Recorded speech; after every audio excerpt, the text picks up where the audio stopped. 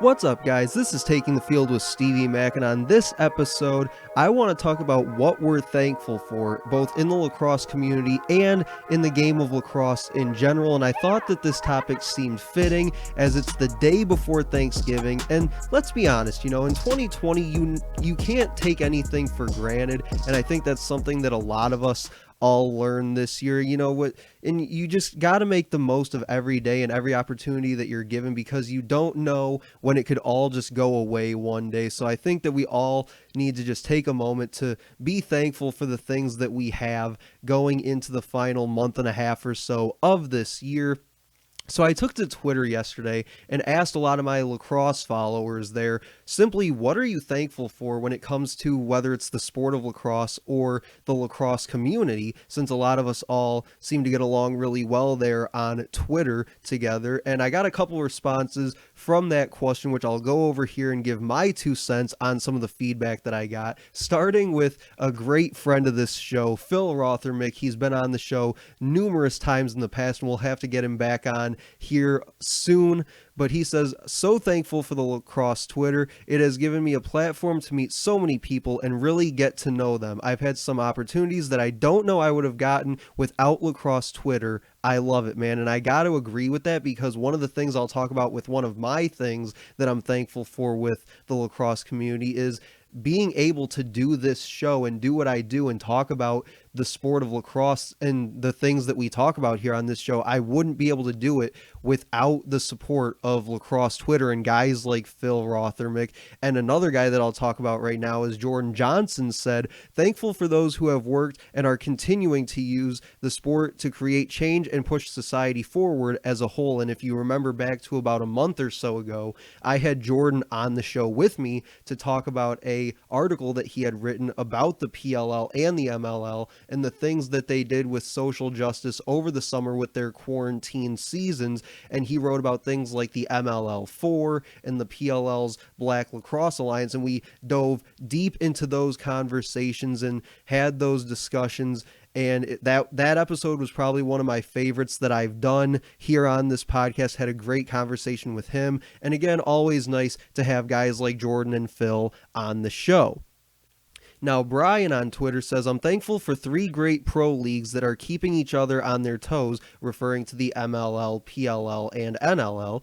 Also thankful for the 2 MLL and PLL quarantine tourneys. It really made lacrosse Twitter exciting for 3-ish weeks during scary times. The MLL PLL truly brought us medicine, and also the new women's league. Obviously here Brian referring to the Athletes Unlimited announcing a new league in 2021 for women's pro lacrosse after the WPLL folded this summer due to financial reasons from COVID-19, but they will be back again in 2021. And I think that a lot of us are all thankful for that, as the women get a chance to showcase their skills in their own professional league. And then finally, Coach Shrek, another great friend of this show, chimed in and said, I'm thankful for the PLL and Twitter because it has brought together some of the most passionate lacrosse fans under one roof. I'm able to share my passion for lacrosse with others and make an impact in the Twitter Lax community. And again, I really have to agree with that, because without the Lax Twitter community and guys like Coach Shrek, Jordan Johnson, and Phil Rothermick, this show would likely not exist, because those are the people that have interacted with this show throughout its history these past several months, dating back to the summer when it became a Lacrosse Talk podcast as it is now. So obviously I'm very grateful for all of them and the rest of you that listen to this show. But really the things that I'm thankful for, and there's 4 of them that I outlined here, is the first is, again, as I've mentioned numerous times already, just the lacrosse Twitter community in general allowing me to do what I do and talk about lacrosse here on this show. But another thing was that this past summer I got back into playing again, as I previously played in 2017 at Oakland University here in the state of Michigan.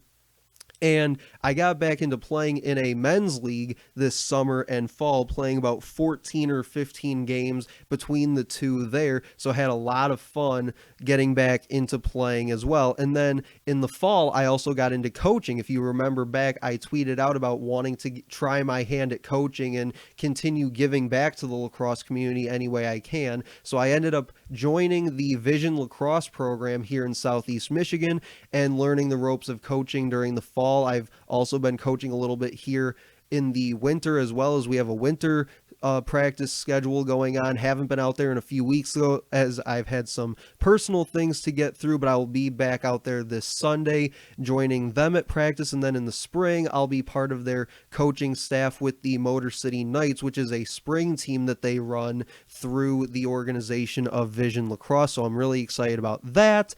And then finally, one of the things that Coach Schreck talked about was bringing the lacrosse fans under one roof. And one way that the PLL found a way to do that recently was by creating an online group called the PLL Pioneers. And this is a somewhat exclusive group where there's only about 320 people in it as a whole. I'm one of those 300 and some odd people, as well as Phil Rothermick and Jordan Johnson as well are in that group.